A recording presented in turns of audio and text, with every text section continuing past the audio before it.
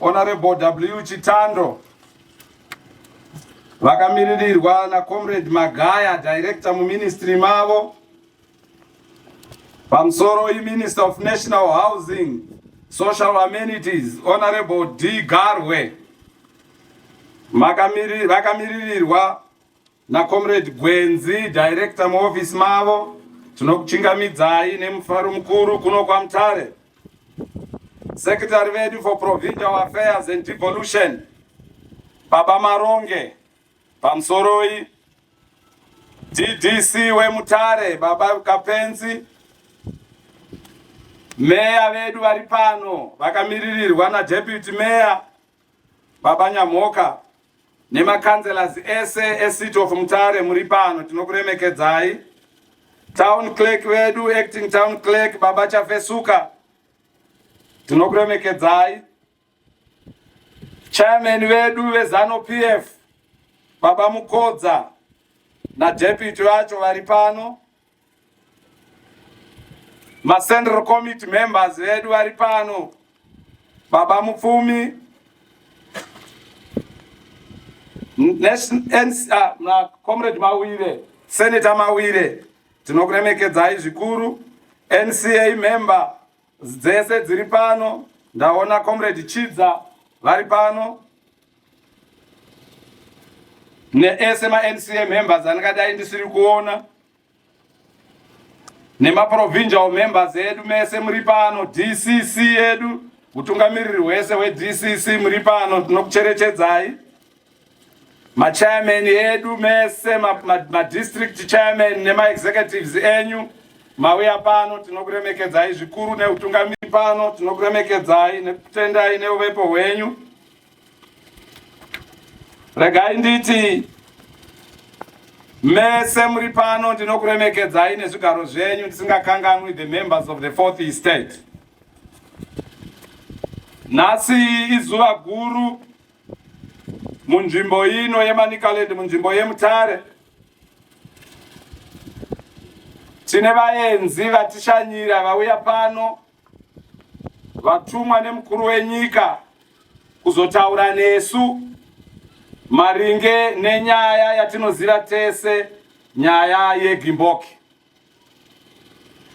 Ndinoda kukuitai welcome zvikuru nemaoko maviri, guest of honor vedu. Sunungukai kuva nesu panguva ino. Ndichiita welcome maministers amauya nawo, vakamiririrwa sekutaura kwataita. Nyaya yamauya kuzotaura nesu pano inyaya yandingangode kuti muchidimbu nditi gwigwi kuti yakamira sei. Handina kusumukira kupa speech kunemi hama dzangu muri pano. Mashoko andinoda kutaura akanangana nevaenzi vedu kuti ndivaudze kuti tiri papi kusvika nhasi, ivo vozotipa zvavatiigira. Chekutanga ndechekuti guest of honor, vana venyu vamuri kuona ava nevamwe vasipo vanoda mastands nepekugara.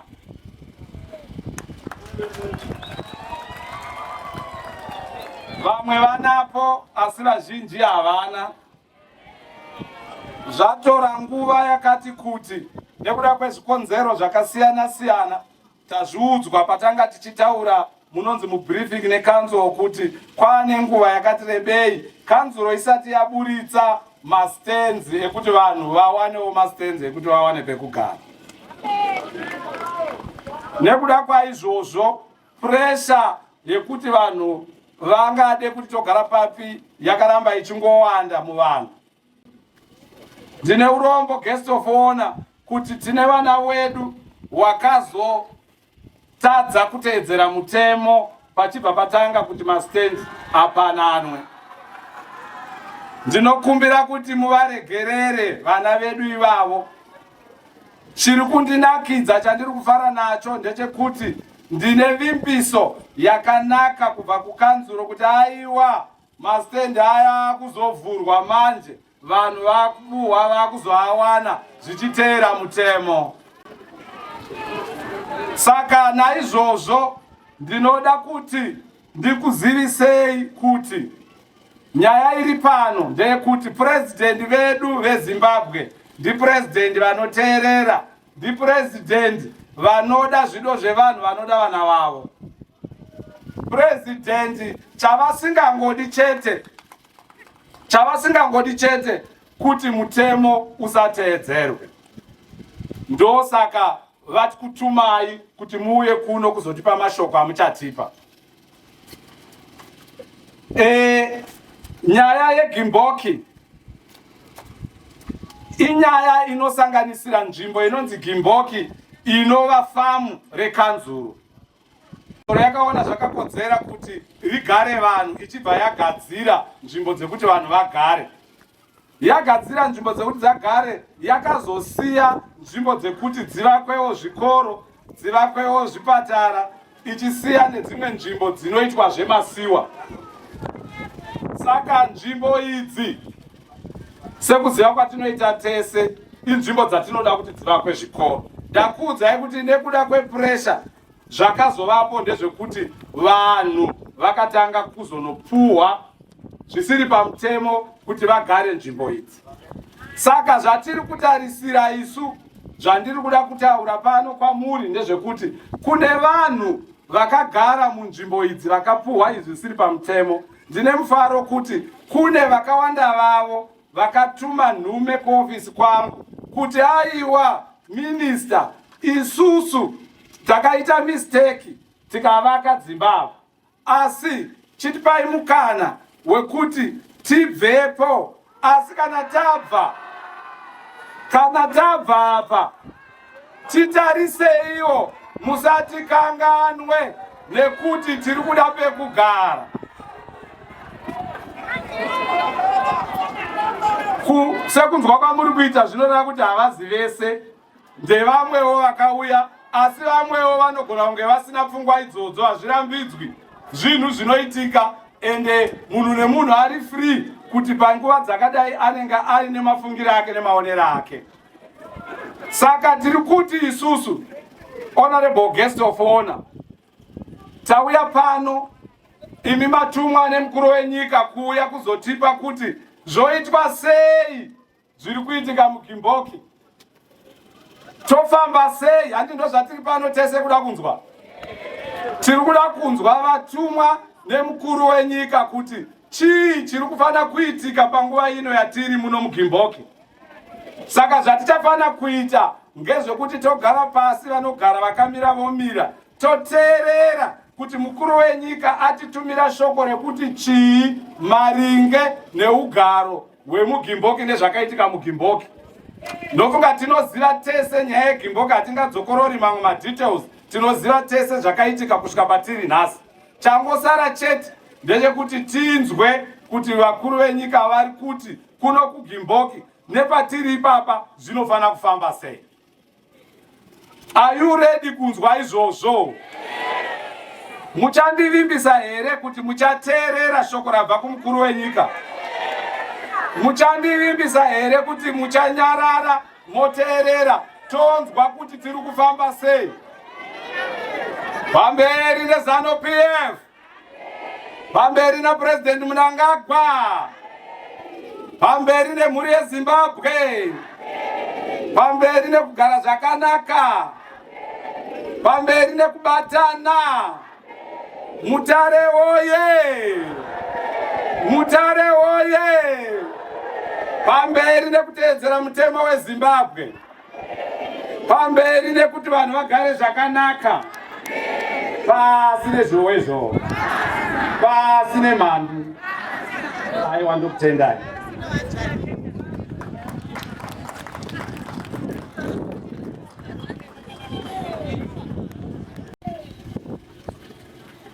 Regai ndiremekedze vatapu vedu venhau nevose vatikuta pano. Zita rangu ndinoitwa Comrade Tafadzwa Muguti. Zvichida pamwe maha muchitiziva, ndiri munyori mukuru kana permanent secretary for presidential affairs muofisi yaPresident. Regai nditaure honorable minister ndichiti kuuya kwandaita kuno hatina kukokwa. Tauya kuno nokuti takatarisa mwedzi yapfuura kubva muna September last year. Tichiona kuti zviri kuitika nezvakuda kuitika hazvaiwanzoitika muManica Land. Zvichida kune vamwe vangade kuziva, ofisi yepresidential affairs iri muofisi mapresident inotungamirwa nahonorable minister Matuke, ndichivateedzera semunyori mukuru. Ofisi iyoyo yakaiswa nemukuru wenyika tabva ma-elections last year, gore rapfuura, ichitarisa iyo mafambiro ebudiriro mukati memaprovinsi edu 10 ari muno munyika yeZimbabwe, atinoti pachirungu provincial affairs. Basa redu nderekuchiudza mukuru wenyika nekuona zvinenge zvichiitika, tichipuhwa mazano, tichirayirwa zvokuita, tichiudza ma-ministers of state vaminawo kuno vavamugadza kuti apa zvanzi chidai, apa chiita iso. Zvichemo zvakare zvinouya nenzira imwe chete iyoyo, kuti your excellency vana venyu vari kunzvimbo yakati vari kukumbira zvekuti, zvichienda nenzira iyoyo. Ofisi iyoyo zvakare ndio inoita mubatanidzwa pakati pehurumende nebato rinotonga reZANU-PF. Ikoko zvakare ndio kwatinotarisa kuti zvose zvichemo zvemamembers ebato rinotonga reZANU-PF zvavanenge vaisa nezvamunenge matsidza as ma-resolutions pamunosangana kuma-conference necongress zvaitwa nehurumende. Tsanangudzo yakakosha kuti munzwisise kuti zvakare ofisi yaMinister of State Baba Mugadza kana vari muno muManica Land vari muofisi yaPresident zvakare. Zvichireva izvoti kana pavanenge vachitaura zvavari kutaura izvozvo, vari kutaura vakamirira mutungamiri wenyika ino yeZimbabwe, president wenyika, vari muno semukuru muManica Land province. Zvinoka kana tichinge tatsanangura, tinotarisira kuti mabazi mairi rinova iyo government neparty zvisenze pamwe chete naMinister of State. Zvazvinoita hama dzangu ndezvokuti mazuva ano kune inonzi social media. Dzimwe dzenguva pane zvinenge zvakunakidza, wotirega ndimbounganidza vana veZANU-PF ndivatsanangurire zvataura mukuru wenyika, wobuda pasocial media zvauri kutaurira vana veZANU-PF isi hatina kuzvitaura. Wounganidza vanhu woudza kuti kwete president vati kuno kugimboki ngatidai. Ndoda kuti kubvira nhasi muteerere mukuru weprovince wenyu Minister of State. Zvandaona kugara kwandaita few minutes idzodzi kuti minister vakamira semukuru wenyika kana vakamirira mukuru wenyika munovasvereredza muchibhonga. Handifunge kuti chero kumba kwenyu vana venyu vanokuita izvozvo. Bato reZANU-PF ibato rakarongeka, harikwani muhomwe yemunhu mumwe chete. Tine gwara remusangano rokuremekedza vakuru vedu, ndo zvinozikanwa ZANU-PF nazvo izvozvo. Izvi zvatakuona zvokuti vakuru vachitaura iwe unosumuka kuti tienzane, handina kufara nazvo. Leadership yekuno kugimboki, rayirai vana, rayirai vana, tizive kuti mangwana kuno kunosvikika, munoshandika nemi. Tati hatina kukokwa, tatumwa nevakuru nokuti vane rudo nemi. Zvino kana mosvereredza tifunge zvinoita zvakanaka. Regai nditaure ndichiti sekuona kwenyu muzvivhitivhiti nemapepanhau nemumawayiresi mwedzi yapfuura munyika ino yeZimbabwe tatine maoperation atanga tichiita evanhu vanga vazvipa masimba ekuti ivo vakuita land reform program yavo voga, vachifamba vachiita nhano, vachipa vanhu pekugara, ivo vasina masimba acho iyayi. Regai nditaure ndichiti kana uri pano uri vamwe vakazvipinza basa rekupa vanhu mastands, zvibuditse basa rawakazvipinza nokuti hauna simba rekuita izvozvo. Vazhinji venyu muri kugara nevanhu vakadaro pakati penyu. Dzimwe dzenguva makachovhunzwa unzi panapo wakaiswa nani, munochoganza kunge iwe nemunhu iye makaita zviri pamutemo. Zvino iwe chichemo chako chinonzwikwa seiko? Kana wakuvigana muronda tsimba pasi pako kuti varegedze kukanganisa vanhu vedu vanenge vagara zvakanaka. Tisi kuda kunzwa nyaya yemaland barons yakuitika kuno kuGimboki.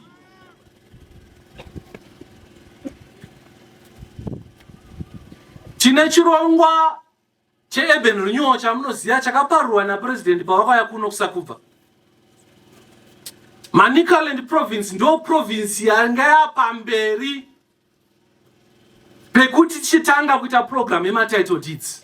Last year muna July tanga tasvika, zvinotora mamufananidzo zviri mudenga umu, madrone anga atora mapicture. Tanga takuziva kuti apa pachaenda mugwagwa, apa pachaenda chikoro, apa pachaiswa mamwe mastands, apa pachaenda clinic. Inonzi yo urban planning yanga ichitwa iyoyo.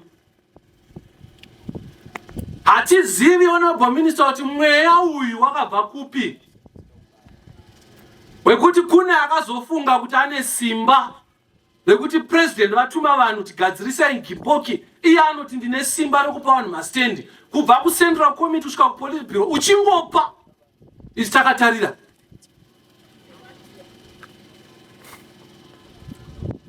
Vanhu ivavo takatuma nhume dzemusangano kubva kuprovince, takatangira district, takatuma kuprovince, takatuma zvakare kwakabva tsamba kunational party, kuZANU-PF head office, kuti makomrades regedzai zvamuri kuita vakuru havasi kufara nazvo. Vanhu ivavo havana kuteerera.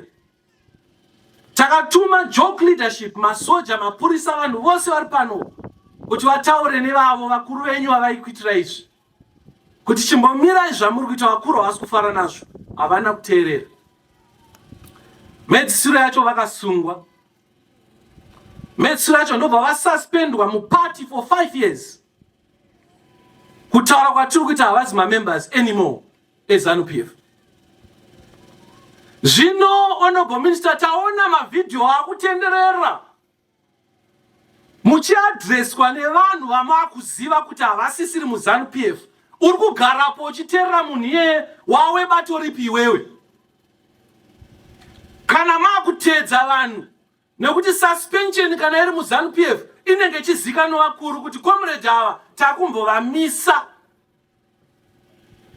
kusvika vaziya gwara remusangano. Iwe wakubuda pavidhio ndiye munhu wauri kuomberera maoko kupati haasisiko, kana chinzvimbo muhurumende haana, asi ari kuda kuti iwe uchikore mutemo okuverengera nhano kunge muri mudanga remombe, okuti chibva wavaka mangwana chaiche ucharegularizwa. Azviudzwa nani? Iye haasi kutaura naminista, haasi kutaura nemapurisa, achori out on bail. Kutaura kwatiri kuti tiri kutovatsvaga vanhu ivavo. Kana muri pano chitangai kutotiza. Hatisi kuda nhubu mukati meGimboki. Hatisi kuda vanhu vanotorera vanhu mari dzavo muchinyepera vanhu kuti president vati zvekuti iwe kana peturu yekuya kustate house hauna. Hatisi kuzvida izvozvo. President anoda zvinhu zvakarongeka.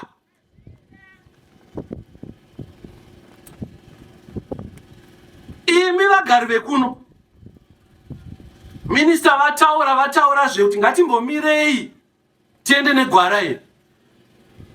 Tinokurudzira kuti shandai neofisi yaMinister of State, nokuti ndiye mukuru weprovince state.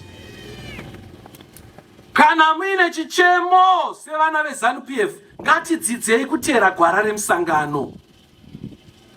Nokuti uda kubatsirwa nokuti uri kuzviti uri mwana weZANU-PF, uri mwana weZANU-PF zvakare, chiteedza kagwara remusangano. Kuti iwe utyore mutemo oti panapa hapana zvamunondiita, oda kuti tikuremekedze zvakare, unenge watiomesera. Nzvimbo dzakawanda hakuna hurukuro, hama dzangu. Kuri kungofamba vanhu vachibhiswa, asi kunomaita rombo roti kwauya vanhu kuzotaura nemi. Musazvitorese zvinhu zvidiki-diki izvozvo. Zvinoratidza kuti mukuru wenyuyu minista vari kumira nemi. Isu patakanzwa kuti kune vanhu vakutopa mastand takati bhisai. Patakanzwa kuti kune vanhu vari kuita nharo vari kumisidzana naminista, takaona mavhidhiyo vachiti vanohukurai, takati hazvinzwaro. Sandiwo marererwa atunoitwa vanhu munyika yeZimbabwe hatidaro. Tiri kuda vanhu vanoteedza gwara. Tauya muno rungwanani ndokupinda mamiting kuti tione mepi yenyu yepano kuti yakamira sei. Isu bongozvezvo hatisi kuona kuti ndirei.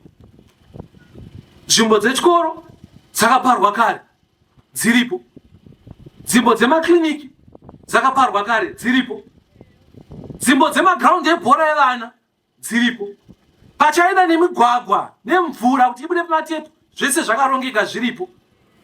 Nenzvimbo yatanzwa kumberi kwamuda kuti vamwe kubude mamwe mastands, vati kunonzi minister kudora. Vanhu vari kushanda maofisi kuti zvinhu zvirongeke. Asi tazoona mufananidzo yekuti munzvimbo dzacho pada kuiswa rodhi, pada kuiswa matengi esewage, kune vanhu vakutovaka zvibhoisika iko. Makapuwa nani? Ngatiteedzei zvinhu pagwara remusangano, zvinhu zvakarongeka. Kuvatungamiriri vemusangano kuno Gimboki, utungamiriri hazvireve kuita shefu, zvinoreva kushandira vanhu. Ndo zvinoreva utungamiriri izvozvo. Kune vamwe vanga vachimira nembavha panguva iyoyi, maive nemukana imi vatungamiriri vebato vekuno kutaurira vanhu kuti kwete, president havazvidizvi. Maive nemukana, asi hamuna kuunganidza vanhu kuti muvaudze chokwadi.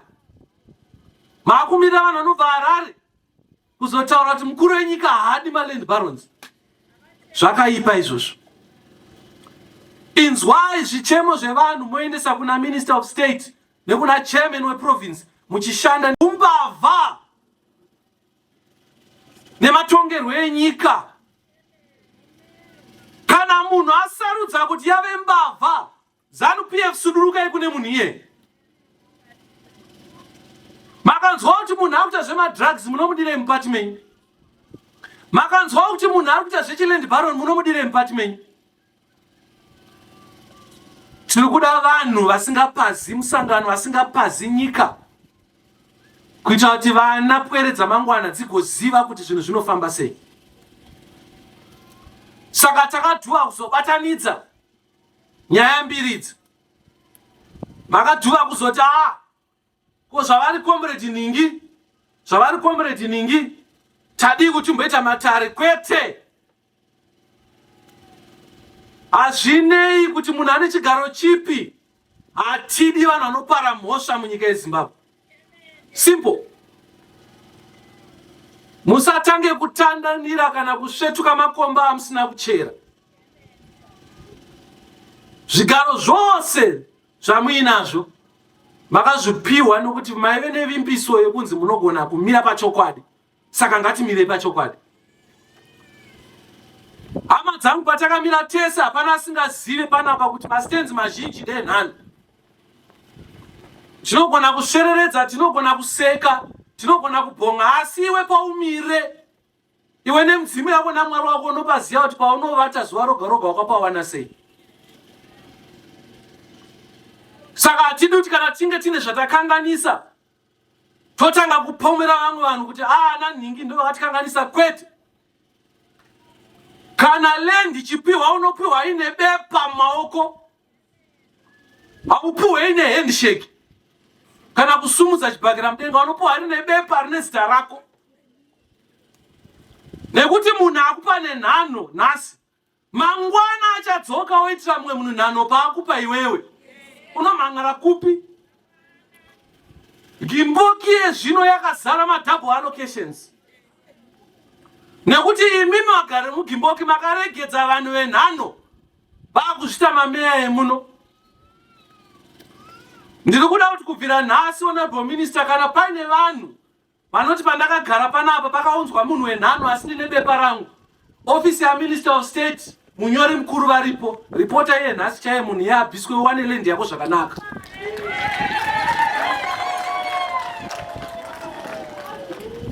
Vanhu havana kuyazogara mugimboki muna September, makagara mine vanhu vanga vakagariswa muno zvakanaka.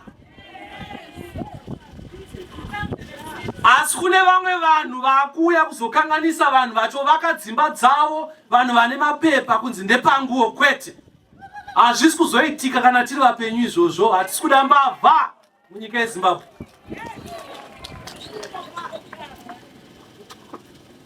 Honorable Minister, ndoda kukurudzira vagari vose vemugimboki kuburikidzana mudzviti wenyu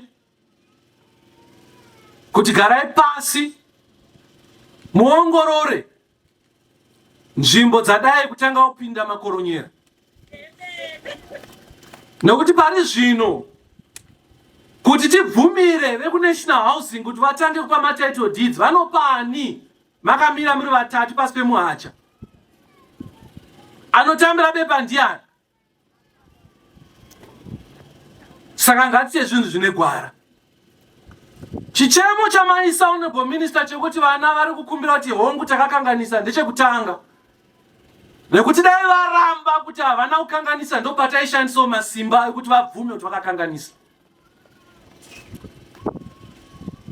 Ndoba magona ipapo honorable minister kuti matiudza kuti mune mazita akauya naloya, makaziva mhosva yenyu, makatuma munyaya wenyu kuti aende unokumbira ruregerero, makati asichitibatsirai. Ndo zvamakareva izvi. Ameno vakaramba kunyorwa mazita, asi mazita andaona honorable minister makapuwa negweta acho. Ini ndafara kuti vanhu vari kubvuma kuti ngatigadzire patakakanganisa. Asika vakazobvuma vokumbira zvakare, asi voramba vachiteerera makoronyera, isusu hatina nguva yekutaura nevanhu vakadaro. Kana zvichemo zvozvo hatichateereri. Mwana wose kana akumbira kune mubereki, mubereki anokwanisa kuteerera obatsira mwana wake. Panguva ino makakumbira minister, zvichemo zvenyu zvakanzwikwa, chiteererai kaminister.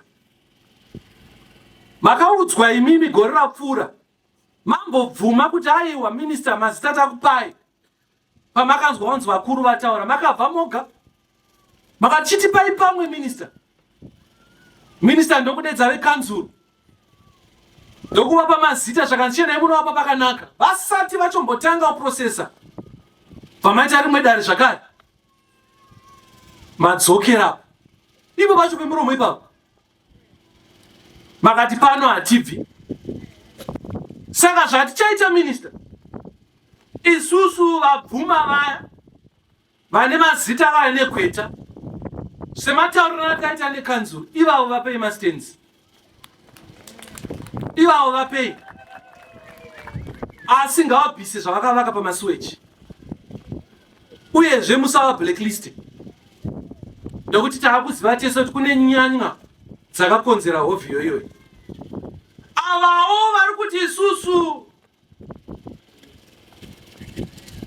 tinoyera mheni hatibatike, ivavo chivasiyai tivagadzirise isusu, tivaratidza kuti Zimbabwe inotongwa nevapenyu, Atidi marara mukati menyika ino. Vanhu ngavatedzere mutemo wenyika. Kana uchiziva kuti pauri wewe wanga uchisana nharo nemapurisa, wanga uchisana nharo nevamwe vagari vemuno vachikudza kuti pauri hapaite une mazuva anokwana 7 ena unobvisa chadenga chako utungise uende kwaunoenda. Asi kana wakangwara uchamhanya iye nhasi kuti palisti rina minista unyorwewo rakadoka usipo isusu 7 days mapurisa vari kuzvinzwa tichaita kubatsira kutama. Iwewe ndio uchazoenda kukoti kunoti vakandikanganisa ma-human rights uchiprova kukoti kuti wakamvenga wapaiswa nani. Ndo mashandiro atichaita. Makaona ofisi ya president mbune yasumuka, isu hatisumukire nhando, hatisumukire zvokusikiza, tinokudzai sezvazviri. Vanhu vekunoku vamwe vanga vakujaidzwa honorable minister kufunga kuti vane Zimbabwe yavo yoga. Tine mutemo muZimbabwe, ngatiuteedzerei. Vana vemusangano kana vachida kubatsirwa ngavabatsirwe, asi usatore mutemo uisa muhomwe mako uri chizvagwa cheZimbabwe. Saka meeting yataita nemapurisa takupai mazuva 7. Minista chida naye lawyer wevanhu vakaunza mazita vatawirirana vakakumbira uregerero vaya. Modana kana vaviri vatatu kuti vapupure. Modana meya, modana town clerk. Patawirirana paya moenda mono vagadzirawo pakanaka. Chirega ikapo vakazvitangwena onovakawo musha wakanaka paunenge wapuwa ipapo.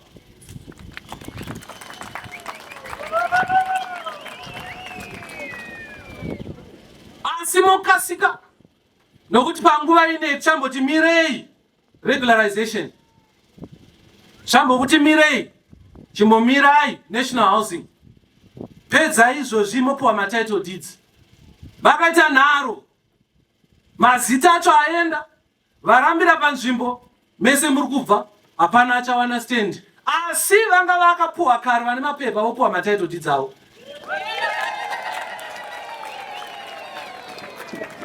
Saka in 7 days honorable minister isu kuofisi huru yakwakuru tiri kutarisira kuti kuchauya report kubva kumunyori wenyu mukuru achitaura kuti nhuna dziya tadzigadzirisa tichatumira zvemudenga zvinotarisa, takaona zvichiripo toziva kuti haiwa chega tuye tikubatsirei, tokubatsirai kutakura mabhegi. Hatisi kuda zvinhu zvevanhu, tiri kuda vanhu vanofamba vachinyepa, inonzi name dropping yedu mukati memusha muManica province.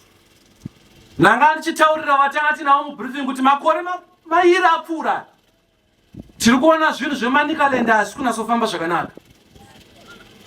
Migwagwa yenyu yange yakutinakidza haichanakidza, nzvimbo dzenyu dzekufarira dzetourism hadzichanasonakidza. Kuno kuti aiziva kuti mvura ifarashira makore ese haiende, takuona maproblems. Zvakuratidza kuti pane patiri kutadza kuita basa nemazvo, ngatipagadzirise. Saka minister ndingataure ndikaenda mberi ndikataurisa zvakadai. Chiripo honorable minister ndechekuti mazuva anotera 7 ndiri kutarisira honorable minister saguest of honor wenyu kuno kuti nyaya iyi yazvigadzirisa. Ndichikumbirawo mapurisa kuti within those 7 days toda kunzwawo joke yekuno kuti nhuna kana kuti vane ushwete vaya mavawana vamukati movakurudzira kuti vasiye vanyora mawiri avo nokuti hatitoda kuti vadzoke, nokuti vakadzoka vanoya kuzotanga kuita mamwe mavhidhiyo vachinyepera vanhu vedu veZANU-PF. Saka zvatataura izvi mazvinzwa. Pakazouya mumwe achiti zvanzi napresident kana kune vatumwa munobvunza honorable minister. Zvakadaro honorable minister ndoda kutendai nemukana wamatipa ekuunganidza vanhu vari kuno. Ndoda kutendai zvakare honorable minister kuti hamuna kuora moyo. Mazuva ose mamuri kungotifonera nepatasangana muchingochema nenyaya yeGimboki. Ino nzvimbo ndoda kuvimbisa ichanakidza kugara. Ichanakidza nzvimbo ino kugara. iye zvino toda kuti honorable minister maplans atenge taite emigwagwa nechi ngatiape vanhu vaone vazive kuti ndo zvichauya izvi. Apa pachaenda chikoro, apa pachaenda clinic, kuti patiri kufamba nevision 2030 vagari vemuno vazive kuti tiri kuenda kupi.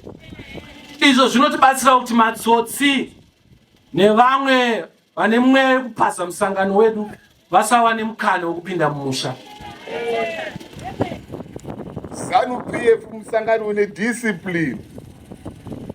Ndoda kukumbira zvakare ruregerero on your behalf macomrades. Vamwe maitumwa, vamwe maingokweiwa musi kuziva kuti muri kushaisha. Let's open a new page. Ngatitangire patsva. Hondo yemastands ichiko tichikumada. Asi ngative vanhu vanodzoreka handiti. Ngatimire kuita zvisipa mutemo munouyawo mogaidwa kubva kuoffice kwaMinister of State. Ndoda kutendai zvakare nini mauya pano at short notice. Ndoda kutendai zvakare neunhu hwenyu hwamaita, asi pane vamwe wapakidza kuti mhesva mukono. Zvino kana uriwo musangano unovezwa, usiriwo musangano unongodhirwa newe nedepartment ripi rinodhira newe, handiti macomrades tisu tinoita kuti nyika iende mberi semusangano weZANU-PF. Wese wamuri kuona ari muofisi hombe akatomirira ZANU-PF paari. Haasi kuita zvemupfungwa make, asi ari kuita zvirudiwa negovernment yeZimbabwe. Saka macomrades ndoda kukutendai, kunyanya-nyanya guest of honor nevamafamba nawo. Dai matambirawo chikumbiro changu sachairman. Vana vanoshaisha, asi musarove muchibudisa kunze, rovai muchiisa mumba. Vazwa muchaona vese pane zvamataura vachakomplaya. Ndinotenda.